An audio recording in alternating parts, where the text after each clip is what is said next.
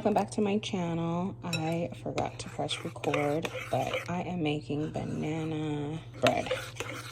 Already put the flour in, the bananas, vanilla extract, salt.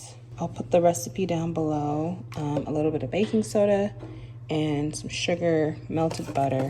And I'm gonna put some walnuts on top. So I already added everything in.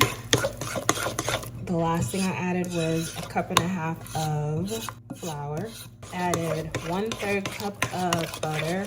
Added 1 teaspoon of baking soda. 1 teaspoon of vanilla extract. Put in 1 beaten egg. It called for 1 cup of sugar, but when I was putting it in, I was like, that's a little bit too much. But maybe I'll add a little bit more. You know what? I'm gonna add some, recipe doesn't call for this, but I'm going to add, what is it called? Brown sugar. Okay, I've got my brown sugar. It just needs a little bit of color. Just a little bit of color. Just mashing the brown sugar. You know when it turns like it gets like some rocks in it and you have to like smash it to make sure it's like smashed. And I'm not measuring this. I pretty much like to eyeball a lot of things. When it comes to baking, yes, it's like a science, but I've already added the main ingredients that were measured. Recipe didn't really call for a lot. Now, I'm not a baking girl. I don't really like to bake, but I'm trying to explore my horizons. Once it gets to a certain temperature, it'll melt. And that is my oven. I already preheated it at 350. Added the butter, yep. Okay, so I have my little tiny, and then I have my baking spray. So I'm going to spray these just so it doesn't stick.